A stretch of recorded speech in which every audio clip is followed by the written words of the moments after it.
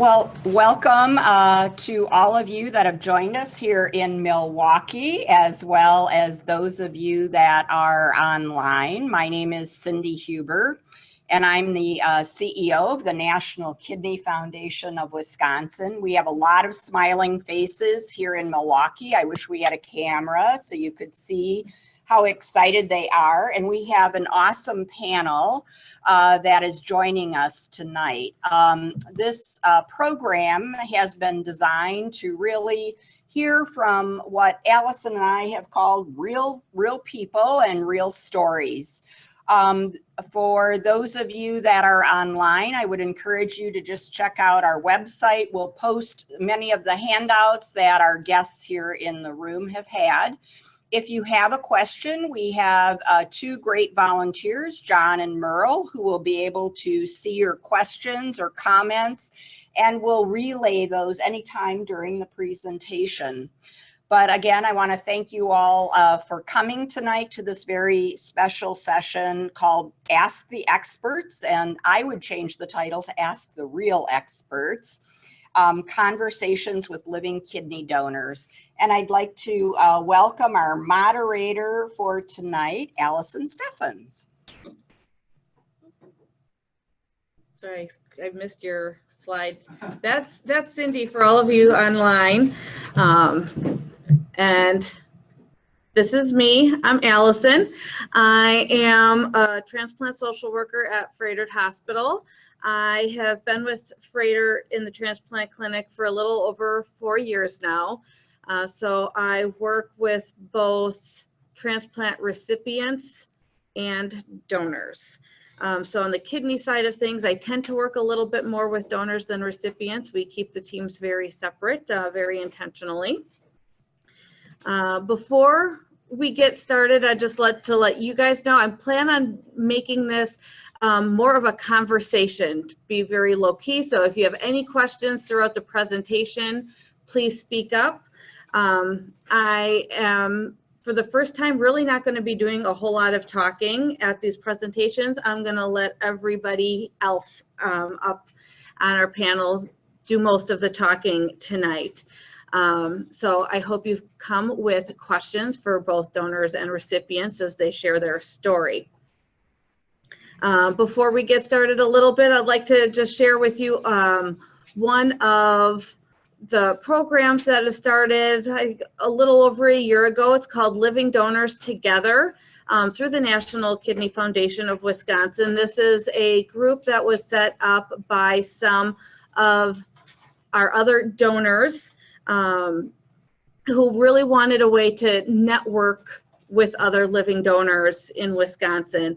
And so it's primarily through Facebook. So it's a closed group, so the information is below on the website on how to reach that group if that's something you're interested in. For those of you here, there are also flyers that Cindy's holding up right now. So if you haven't gotten one already and are interested, please grab some on the table on your way out. And they also have meetings and events as well. And so that information we'll share at the end as well. So let me introduce our panelists today. So Jorge here, he is a living donor. He was able to directly donate to his daughter, Natasha, who is sitting next to him. Peter is also a living donor. Donated to someone on behalf of NAA, using the paired exchange program. And Rose came through us, what we call altruistic donation. She wanted to donate, but didn't have anyone directly she knew that needed a kidney. So she came forward. So I'm very excited that we have a very diverse group, a lot of different experiences for you guys to learn from today. So I'd invite all of you guys just to take a few minutes, each take turns, share a little bit about your story. Nea was supposed to be here. She's not yet, so unfortunately she won't be able to tell her story, but Peter can kind of fill in those blanks. Sure. So Natasha, you are our only recipient as far as experience goes today. So was anyone interested in starting? Not to put anybody on the spot. I'll go first. All right. And so we can just move this over a little bit, just speak up. And if those of you listening online are having trouble hearing, please speak up and we can change it. Hi, everybody. My name is Jorge Trejo. I'm a father of Natasha here, which back in 2015, we found out that eventually she's going to need a kidney transplant. So immediately, as soon as I know that, I just wanted to be the donor for her. So I went through like a year of testing. It was a really long process, but eventually they found out that was the match. I was actually a perfect match for her. So I can now tell that she's really my daughter, you know? So, and I was just so happy, grateful that I'm able to help my daughter I mean, it was like a life-changing for her, life-changing for me, for the family in many aspects, but mainly for Natasha. I can tell you, for all of you, the recipients of donors, you know, just to be positive. I think to me that was the key.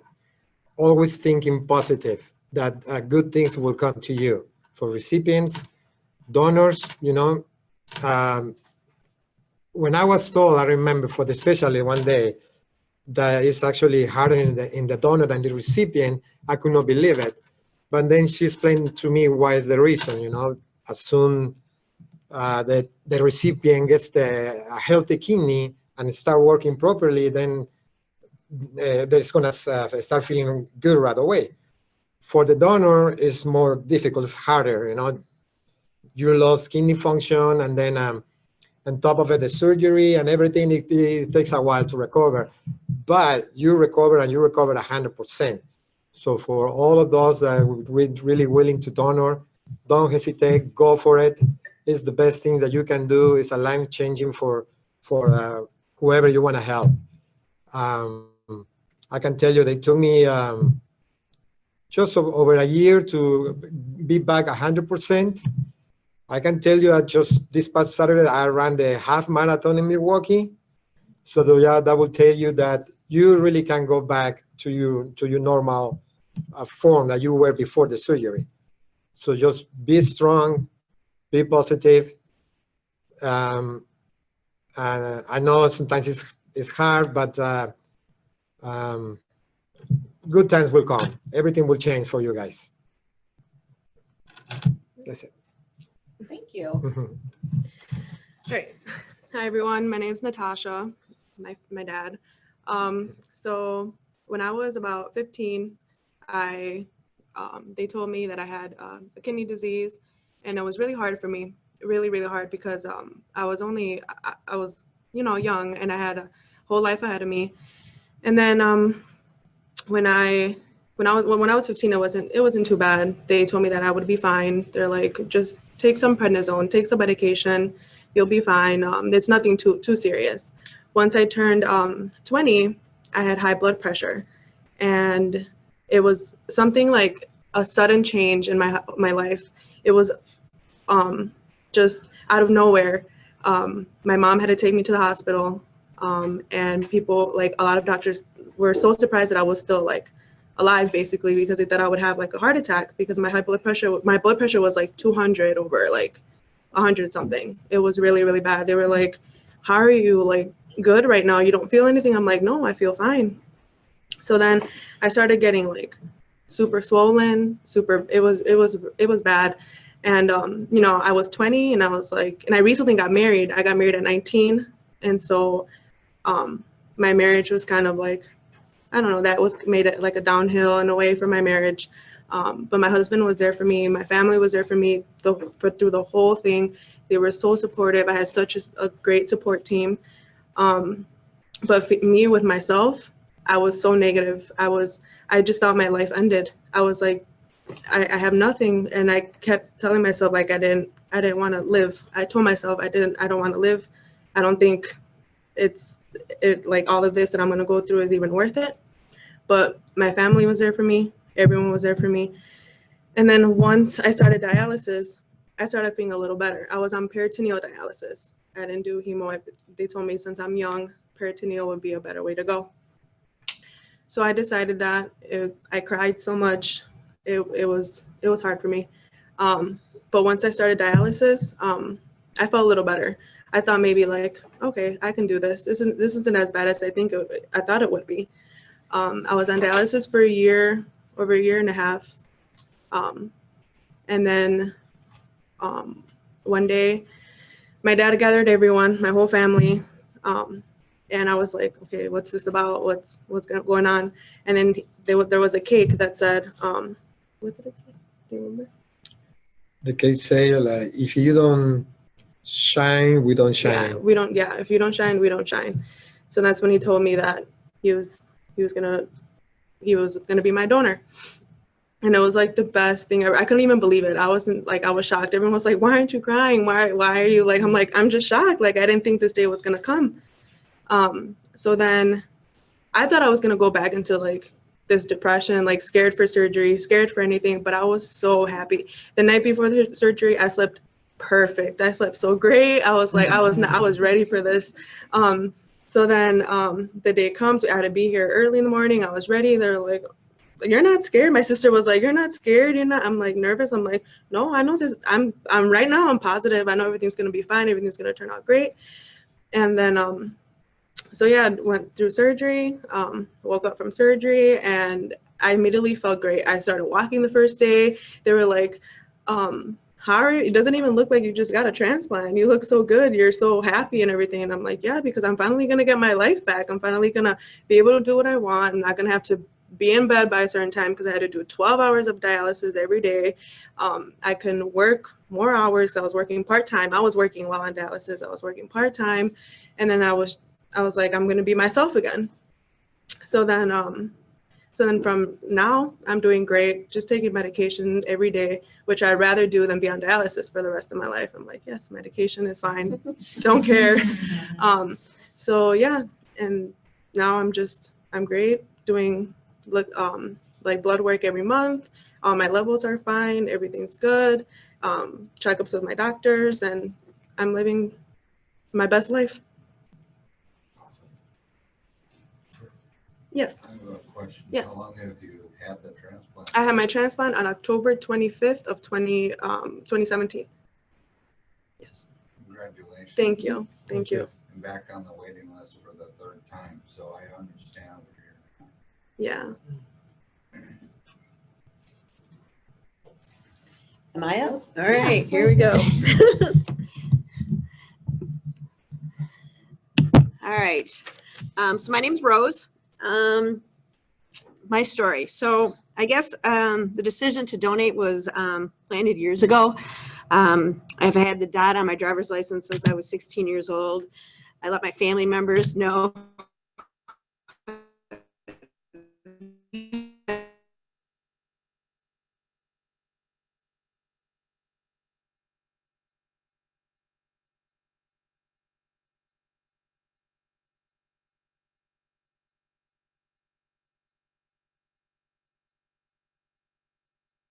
And so I was kind of like stuck. Well, then a good friend of mine donated to her best friend 3 years ago this summer. And I was at an event with them with Donate Life, and there was a representative from Froedtert there. And I had just been talking to her and had said, well, how do you get connected if you don't know somebody who needs a kidney? And she said, Froedtert has a whole department. And I said, I had no idea. So got in touch shortly thereafter with the people in the living donor department at Froedtert. Went to a bunch of informational meetings, talked to a lot of people, went to an informational meeting they had held here. I was the only one there, so it was a one-on-one with a representative, a nurse who had actually donated her kidney to her fiance. So it was a lot of really good information. And I left that meeting and I said, I knew this was something God was telling me to do. So started telling people and kind of started with my close friends and family, and I got a lot of support from people. Everybody was on board. My husband took a little bit to come off the ledge, but he asked me why, and I said, I really couldn't explain why. It was something I feel God was driving me to do, and couldn't explain it. He eventually got on board and became my biggest cheerleader through the whole thing. Sorry.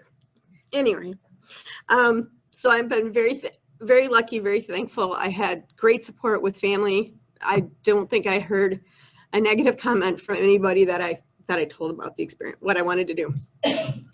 So then I went and did all my testing with Froedtert, which was probably from the start to finish, a good, 6 months before I got the all clear that I could donate. And I still had no idea who was getting my kidney.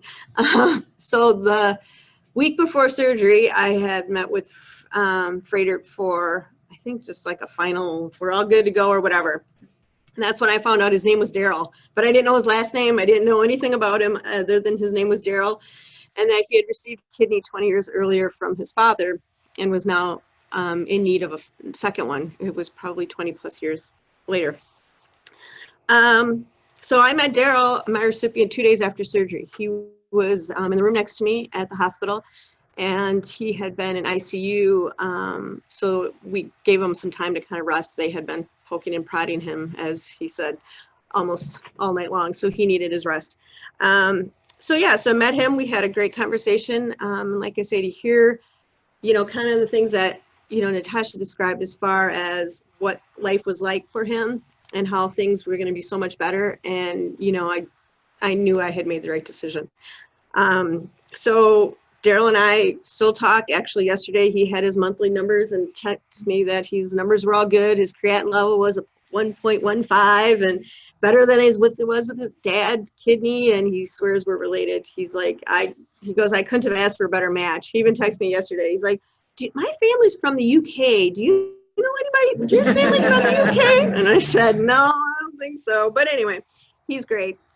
My life post-donation has been pretty much the same as it was before donation. I tell people that, I was lucky enough to be able to take off work. I've been lucky enough to have people that waited on me and doted on me and cooked me meals, and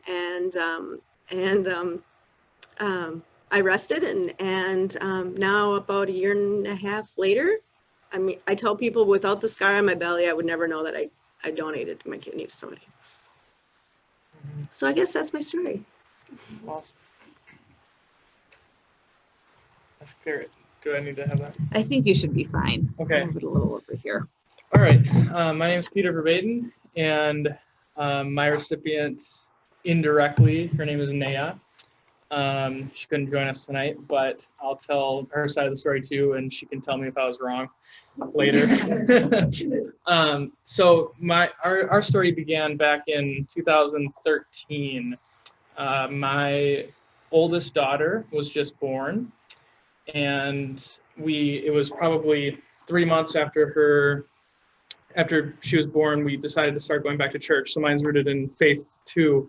And at church, it was like one of our first weeks back, and my wife had my daughter, and she started getting really fussy. So my wife had to bring her out into the lobby to stop from being a distraction. And there in the lobby, she met Naya, who also had a daughter a week apart from my oldest. So really, similar spot in life and a lot in common already. So after church, I got to meet Naya's husband, and my wife and I felt a real connection to them and wanted to pursue a relationship.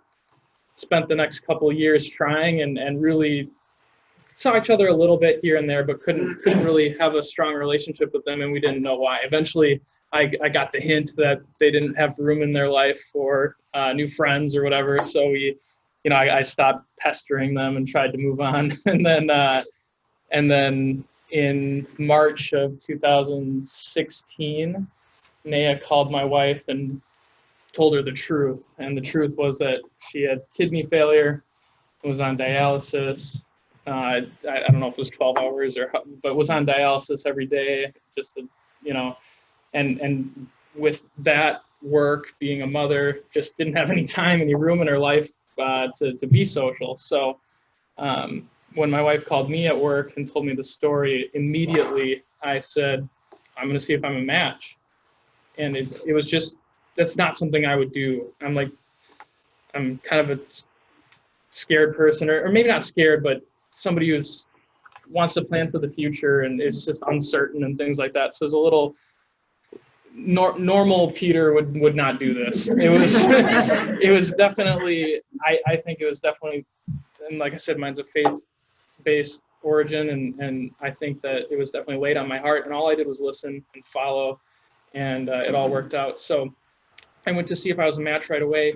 I wasn't, but I learned that Naya didn't have anybody committed to being on an exchange list for her, so I offered to be on the exchange list.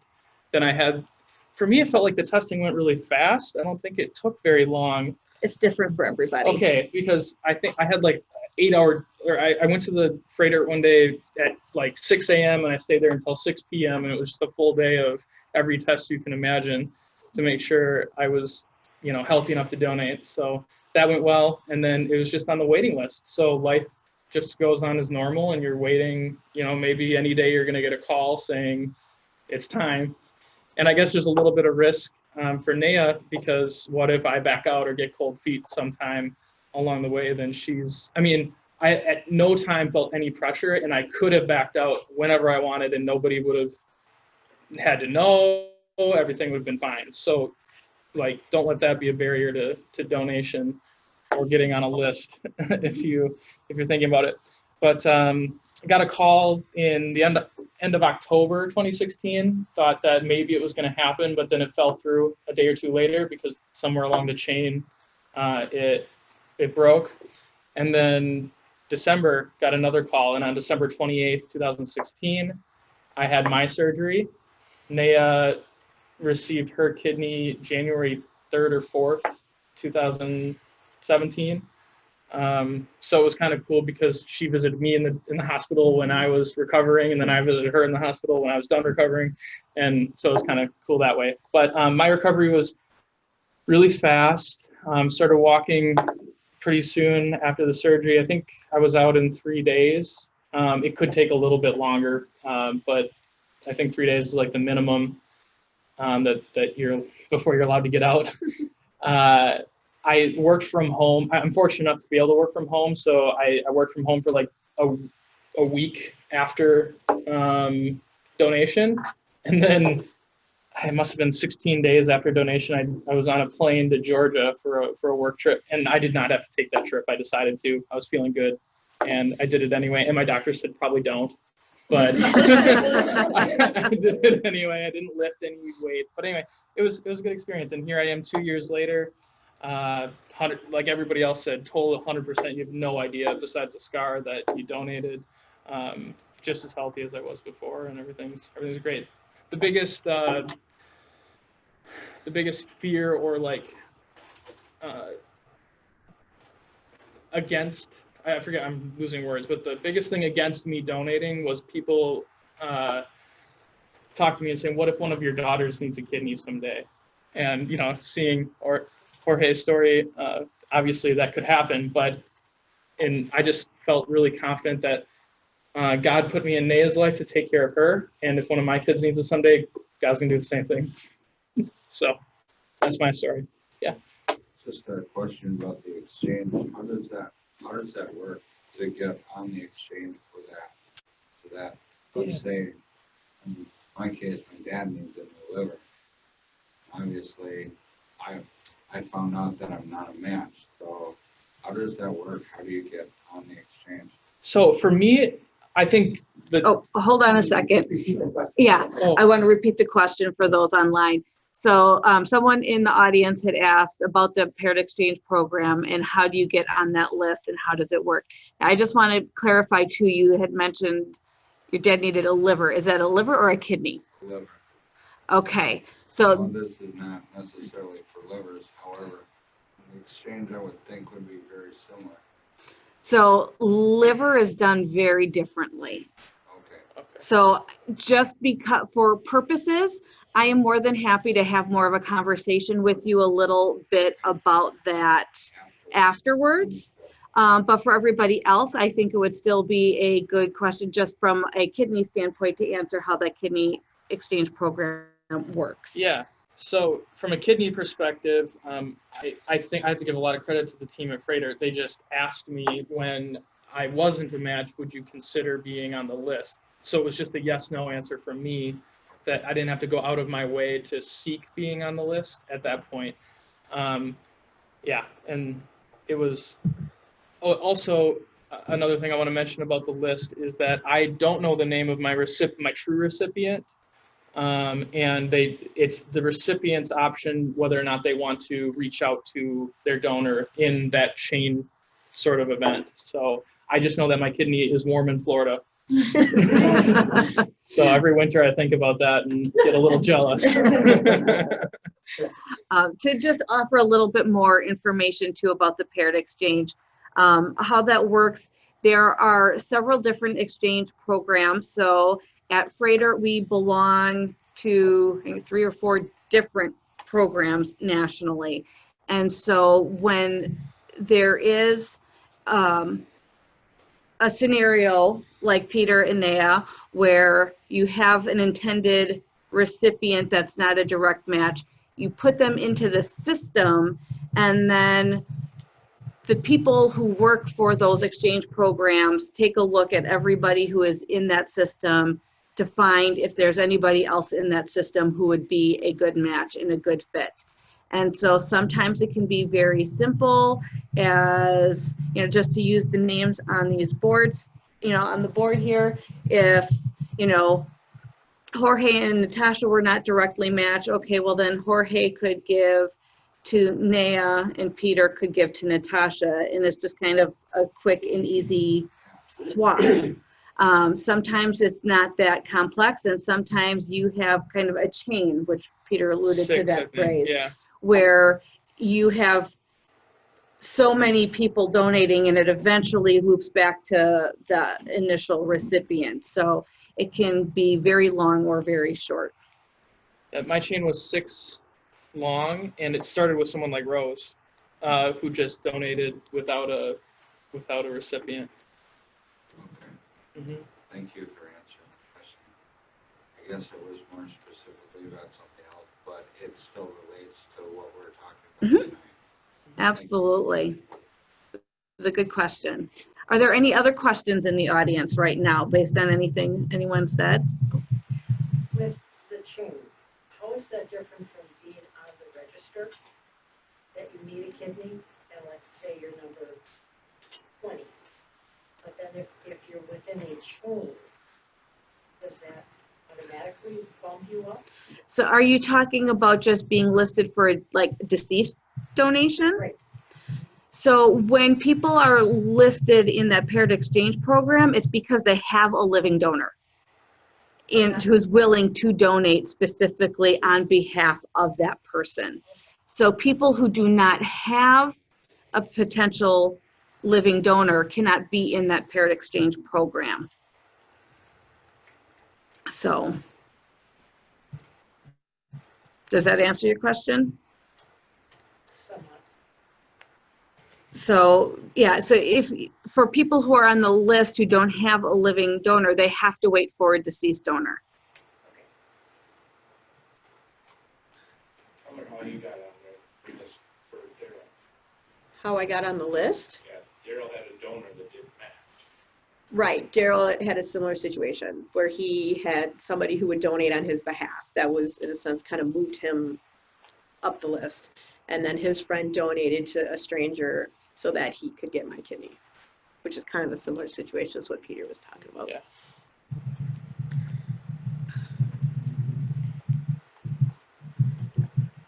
Any other questions right now? Oh, sure. With familial, and I don't need to know what your disease process was. Do you have siblings? I do. Is there any potential of a sibling also having the disease process that you have, Natasha? No. Okay. I was wondering how a father with them decide, Yeah. what do I do? I know, it was actually my wife, the first one to be elected to go through the process. But I think she had enough, with that, what she was going through with Natasha, that I called the transplant team and said, can you please be me first? Let me go first, and then if it's not me, then my wife can go. So, but like I said, I was just so lucky to be the one. Yeah. But that is a good question about that, because we do see that. Yes. And then, And multiple siblings having the same disease, and then, if you have who's going to donate to who. There's a lot of emotion that can go into this whole process. for sure, yes.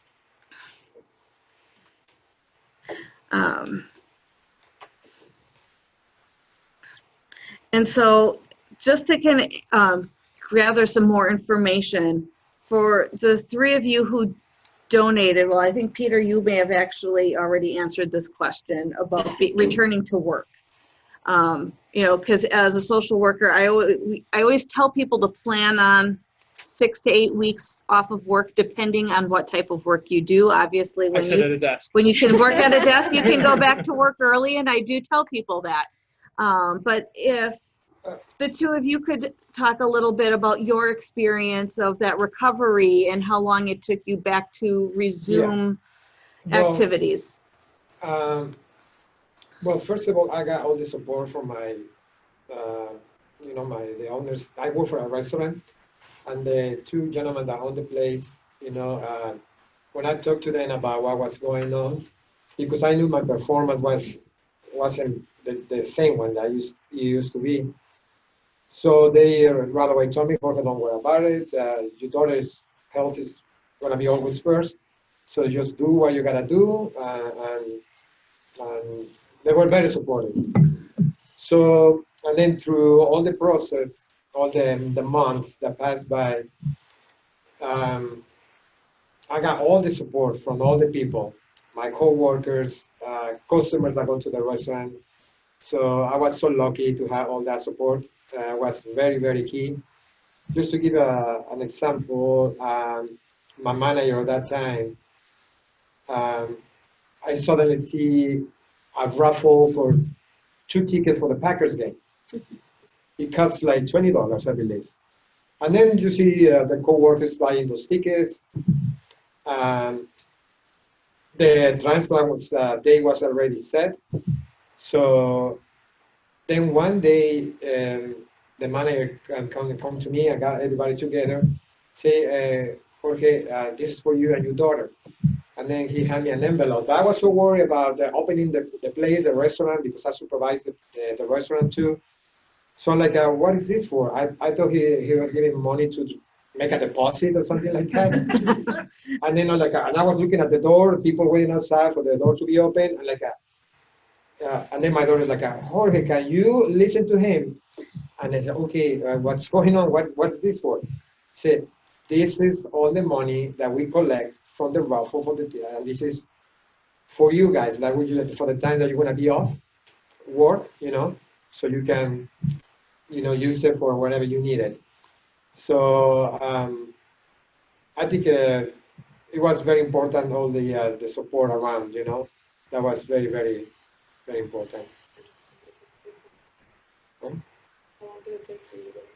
Oh, how long? Well, it took me like 3 weeks, I believe, to come back to work.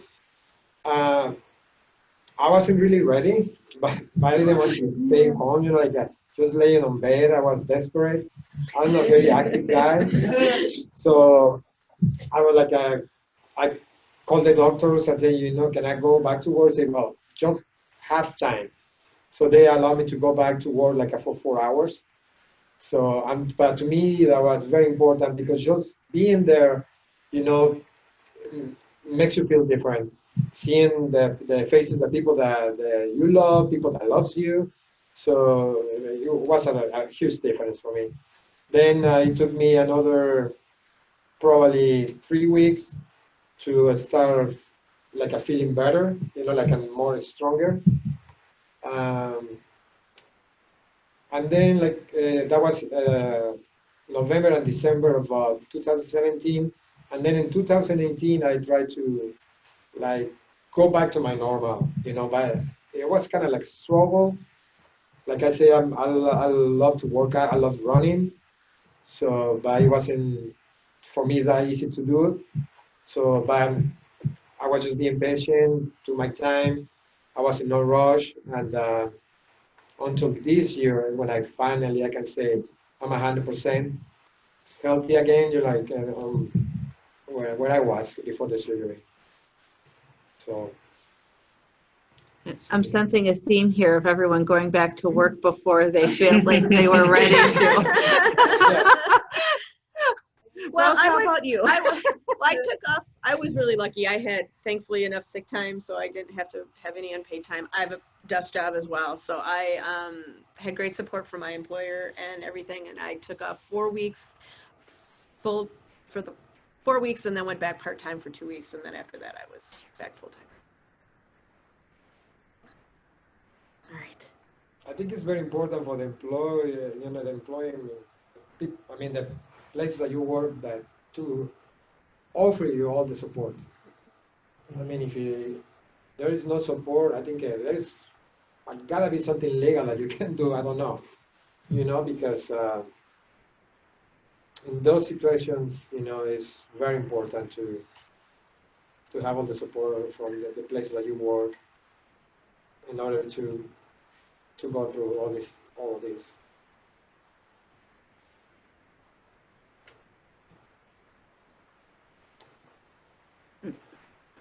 Any questions? Oh, Cindy?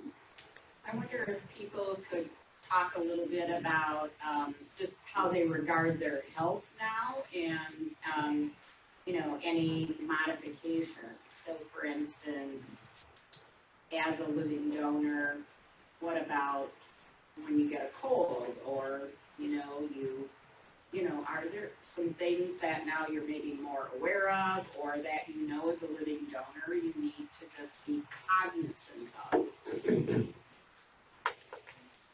Sure, I can start. Thankfully, I don't get sick too much, even though I am kind of battling a cold today.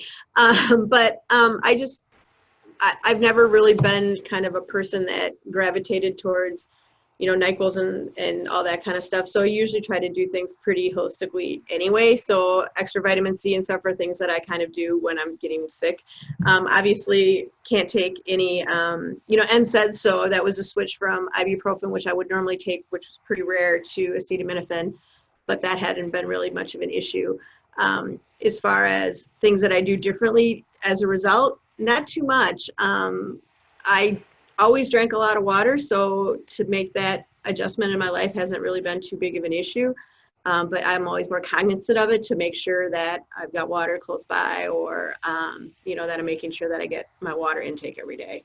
But as far as like anything else, as far as diet, recreation, things that I do pretty much everything the same. Well, same for me. Yeah. I mean, to adjust to this life after the transplant has been no difficult at all, because I've been always taking care of my body all the time anyway. So ibuprofen, never took that anyway before. So now I completely don't take any of that. I'm the same way. I'm always against taking all those painkillers or that stuff, trying to get better more naturally, drinking tea, lots of water. And something that they recommend me to, knowing that I love running, is to be hydrated all the time. So it's something that I gotta be careful that, like, sometimes in the winter, I'm running inside the gym, in the track. Before, I really never stopped to drink water. Now I had to stop very often to drink that water, just to keep me hydrated. So it's just, the change is just to just be a little bit more aware, you know, about especially about the water intake. and the sodium intake too, and the fats. But anyway, I'm always been like that, so it's been not really hard for me to adjust to that. Anything to add, Peter? The only thing to add would be if you're into any sort of contact sport, you have to be more careful because you don't want to hurt your only kidney that you have left. So I wasn't in any contact sports, so I didn't have to worry about it, but it's just something to keep in mind. If you're like into MMA, you probably aren't gonna do that afterwards.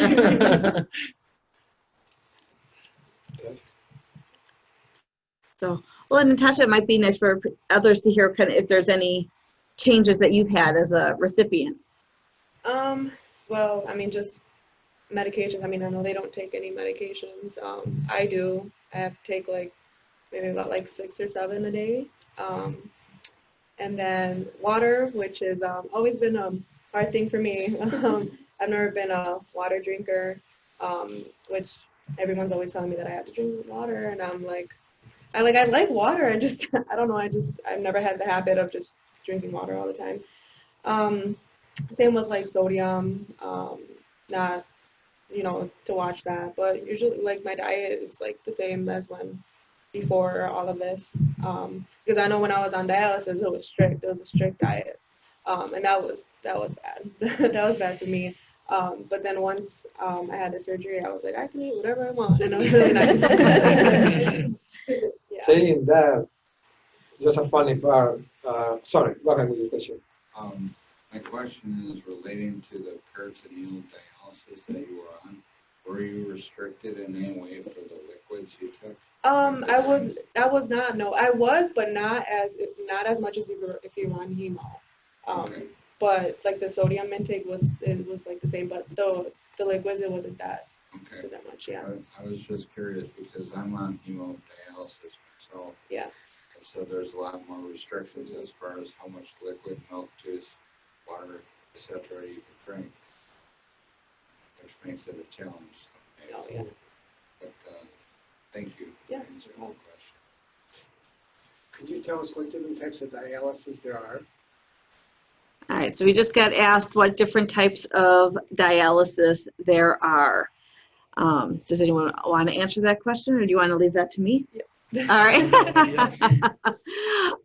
So you have the peritoneal and hemodialysis are the two main.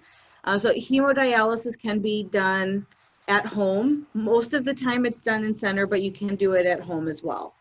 And so the hemodialysis is most of the time done through a fistula that they put in your arm, go to the center, and they kind of connect you to the machines and clean your blood that way.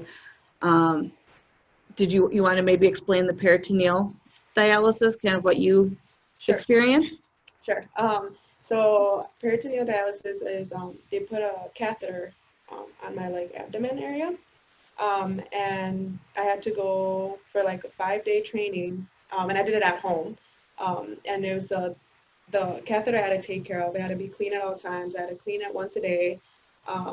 Be really like everything had to be clean. Like my whole house had to be clean. I had to wash my hands very often. And it was this machine that had solution bags, and that the solution, I would have to connect myself to that machine, and then the solution would go into like, what is it, the cavity? Yeah, and it would like, at first it was 8 hours, and it wasn't doing much for me. Then they bumped it up to 10 hours, and it wasn't doing much for me then, and then I had to finally do 12 hours. So it sits in there for like 12 hours, and it did like a 4 cycle, like it would drain it out, and it would fill me up again, and drain me out, and fill me up again. And I did that while in my sleep, so I didn't. It wasn't too bad. At first, it was really hard to get used to, but after a while, it was fine. And then, yeah, that's basically what it is. So, and maybe explaining the difference. So one is, as Allison said, involves blood in, blood out of your body, with a machine serving as the artificial kidney. And what Natasha's describing is using the peritoneum lining around your organs. And so the solution that actually is being exchanged is actually kind of a combination of saline, etc. So it's drawing, if you will, I'm explaining that right, because we have another dialysis professional back here in the audience. So there's no exchange of blood. So when she talks about the machine, it basically is recycling, if you will, that solution. And it's more of it's using your peritoneum as the actual membrane, or if you will, serving as the kidney. So there's a exchange, an osmotic exchange. What I do for not being a medical professional. Karen's clapping. Yeah. But the other option, so she was on something called a cycler, so that machine, but you can also have a manual exchange. So she could have put the solution in, let it dwell, so she could have gone to work and then made an exchange. So that's kind of called a manual exchange. So she used what was called a cycler machine. That, how did I do, kidney professionals? Thank you. And it's also true though in the chemo that your kidneys are shutting down. They don't function anymore where the peritoneum still function. I'm speaking as a dietitian, so I work with dialysis patients, and I do know that I believe that the kidneys on chemo, they tend to go bad, your native kidneys, sooner than the peritoneal. So I think peritoneal maybe preserves your kidney function better for longer. So which is why we think when you're young, that just is a good way to make sure that your residual kidney function kept going. Because a lot of people can retain their ability to get at least some function, even though they still need to get dialysis. And some people aren't a candidate for certain types of dialysis, so that's why it's good that there are options.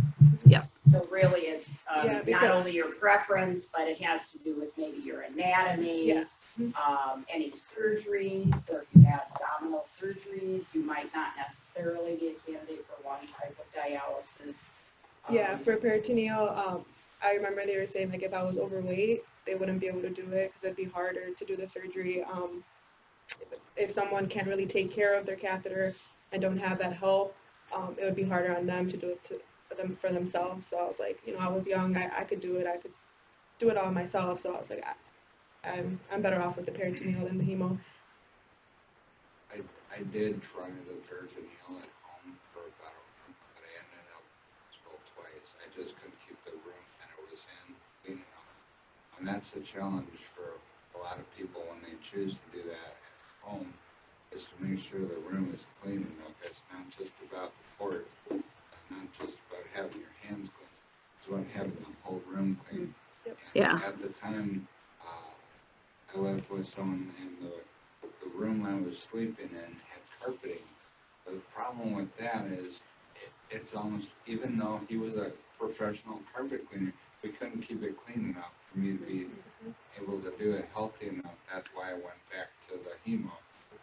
That's sometimes a challenge for people, is especially keeping the room spotless. You really, really have to. Otherwise, you're going to put yourself in the hospital instead of, like you were fortunate enough to keep it clean. Yeah. So it wasn't a problem. So that's one of the challenges of being on peritoneal, because I experienced it firsthand myself. I tried that at home, and I just couldn't keep that room clean enough. So that's something to keep in mind if you end up having to go on dialysis, whether you choose that at home. There are two different types, like you guys mentioned, and then or at the clinics or at home with the hemo. So it's always something for someone to consider when they go, if they are unfortunate enough to end up on dialysis. I think the sterility is very important, regardless. It is no picnic for anyone who deals with those kind of things. And I appreciate you being here and sharing your story, not just you as a recipient, but all of you as donors. Thank you. You're welcome. You're welcome. Thank you. I asked the donors about scar tissue. Do you have any like, swelling or hardness scars under your incisions? No, not really. No, I remember just having some itchiness. Yeah. It was part of the process, I guess. But like they opened up my belly, but I think I have my belly is proprietor now. Not real, really. I didn't like my belly before, now I think it's fine. This is true. Add that line. So no, I don't have any problem with that. I think they're kind of soft. Yeah, I would agree. I didn't have any issues with scar Yeah. tissue or anything like that. Probably, I didn't, because I didn't do a great job of not getting back to work right away. My upper scar was a little bit, I think the sutures loosened a little bit as it was healing, so it's a little bit larger than the other ones, but it's not uncomfortable or tough. It's maybe softer than the rest of my, I don't know if, I haven't really thought that much about them. like when I touch it. I think for the healing process to be good with those scars, it's very important not lifting. You know, Right. that's very key. So as long you really follow the doctor directions, you know, like at this time you cannot lift more than 10 pounds. Okay, don't lift anything, you know, and everything will be okay. But then if you try to be smart and start lifting, then of course that can open again and have worse consequences. I don't know, it could be worse.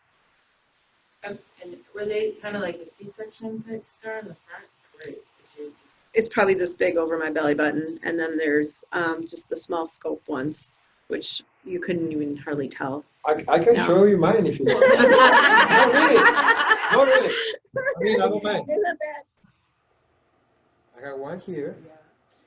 I guess it's the one that you're talking about. Yeah, the scope one. One here. yours came out your belly? Right. And the one in the belly. See? Yeah. The one. That's, Yeah, This so is that's what, Yeah.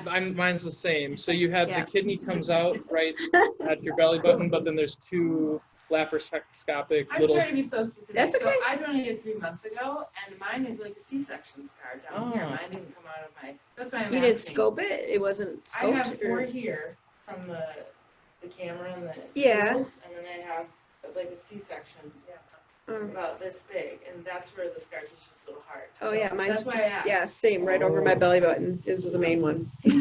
Yeah. Okay. Different doctors, I guess, right? Different doctor. Okay. All right, we are almost out of time. Does anyone have any last minute questions? I'll ask one. Oh, So I'm working on my silver award for Girl Scouts, and I chose the topic of like getting more people to register as organ donors, and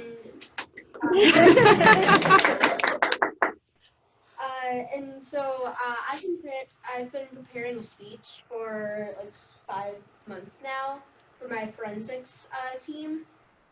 And I was just wondering if there are any other groups that would like let me share my speech in classes such as like this group, or like I don't know, like any other classes.